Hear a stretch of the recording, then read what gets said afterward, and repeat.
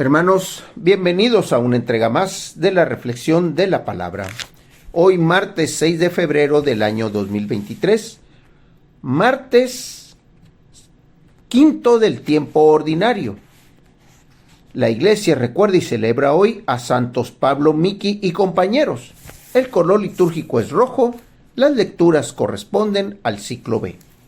La primera lectura la tomamos del primer libro de Reyes, capítulo 8, versículos del 22 al 23 y del 27 al 30. El día de la dedicación del templo, Salomón, de pie junto al altar del Señor y en presencia de toda la asamblea de Israel, levantó los brazos al cielo y dijo esta oración: Señor, Dios de Israel, no hay Dios como tú, ni arriba en los cielos, ni aquí abajo en la tierra. Tú eres fiel a la alianza que hiciste con tus siervos, y les muestras tu misericordia cuando cumplen de todo corazón tu voluntad. Si ni el cielo infinito te puede contener, ¿cómo va a ser posible, Señor, que vivas en medio de los hombres y habites en esta casa que yo te he construido? Pero ciertamente atenderás a la oración de tu siervo y a su plegaria, Señor, Dios mío, y oirás el clamor y la oración que tu siervo hace hoy delante de ti. Que noche y día estén abiertos tus ojos sobre este templo, sobre este lugar del cual has dicho, yo estaré ahí. Escucha la oración que tu siervo te dirige en este sitio. Oye, pues, Señor, la súplica de este siervo tuyo y de tu pueblo, Israel. Cuando oren en este lugar, escúchalos desde el cielo, en donde tienes tu morada. Escúchanos y perdónanos. El día de la dedicación del templo. Sabemos que Salomón le construye el gran templo a Dios. Y ese gran templo es, en muchos de los casos, lo que más adelante va a ser parte de la perdición del pueblo y de la fe de Dios. Mientras que Dios le hablaba a través de los profetas y después le hablaba a través de los reyes, después de que el templo es construido, todo gira en torno al templo, ya no en torno al hermano, ya no en torno al necesitado, en torno al templo. Y cuando escuchamos estas palabras que Salomón le dice a Dios sobre ese lugar, entendemos por qué era necesario que el pueblo así se comportara, porque el pueblo así lo ha entendido.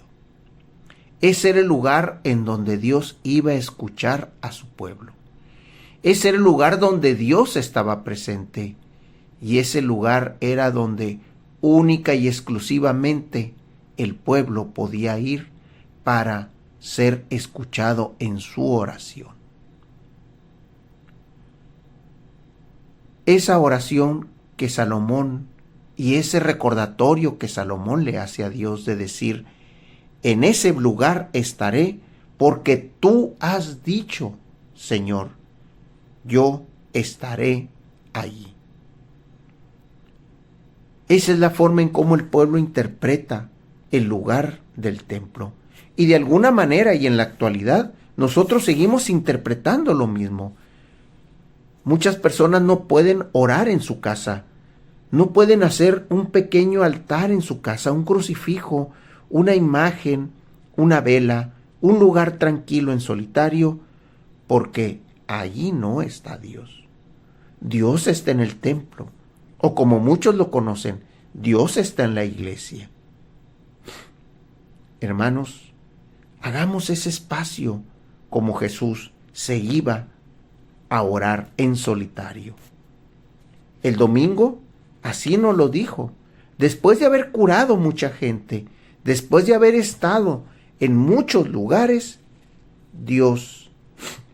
Jesús lo que hace es que va a un lugar solitario, tranquilo, y ahí tiene el encuentro con el Padre. Ahí es donde ora con el Padre.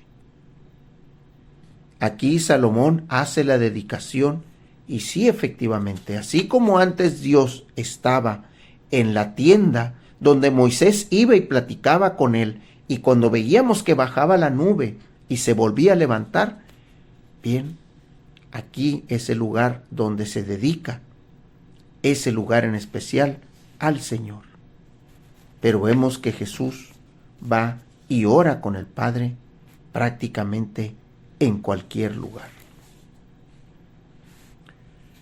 Del Evangelio lo tomamos del evangelista Marcos, capítulo 7, versículos del 1 al 13. Se acercaron a Jesús los fariseos y algunos escribas venidos de Jerusalén, viendo que algunos de los discípulos de Jesús comían con las manos impuras, es decir, sin habérselas lavado. Los fariseos y los escribas le preguntaron: ¿por qué tus discípulos comen con manos impuras y no siguen la tradición de nuestros mayores? Los fariseos y los judíos en general no comen sin lavarse las manos hasta el codo, siguiendo la tradición de los mayores.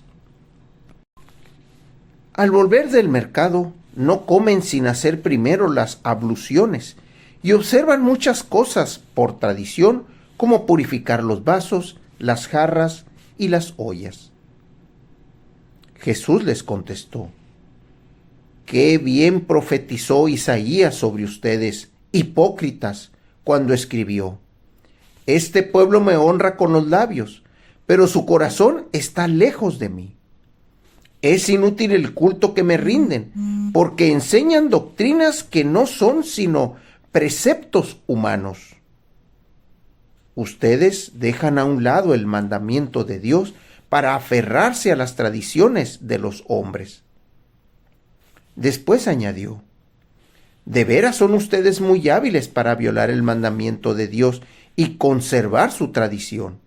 Porque Moisés dijo: honra a tu padre y a tu madre, y el que maldiga a su padre o su madre morirá. Pero ustedes dicen: si uno dice a su padre o su madre, todo aquello con que yo te podría ayudar es corbán, es decir, ofrenda para el templo, ya no puede hacer nada por su padre o por su madre. Así anulan la palabra de Dios con esta tradición que se han transmitido, y hacen muchas cosas semejantes a esta. ¿Cuál es la observación de los fariseos? Cumplir con los preceptos. ¿Cuál es la observación de Jesús? Decirles que el cumplir los preceptos no es cumplir la ley como Dios se las dictó. Dios les dictó una ley para preservación de ellos y de los hermanos. Dios les dictó una ley en la que estaba hecha para que creciera un pueblo fuerte, unido. Pero sin embargo Jesús les está diciendo: son unos hipócritas, porque se las ingenian para conservar según ustedes la ley, pero al mismo tiempo la ley no la están llevando como Dios se las dio.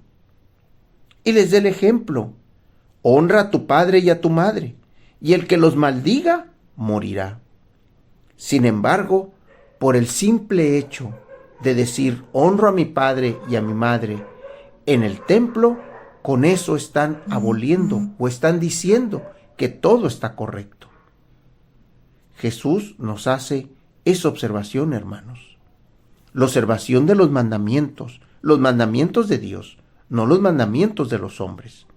El seguir y el estar atentos de lo que Dios nos pide, de lo que el Evangelio nos ofrece y sobre todo lo que el Evangelio en nuestro corazón nos pide que hagamos. Estemos atentos a las palabras de Jesús. Estemos atentos a las palabras del Evangelio, porque Él es el que actualiza la ley y es el que le da el sentido, un verdadero sentido de amor y de vida para el hermano. Hermanos, Dios los bendiga.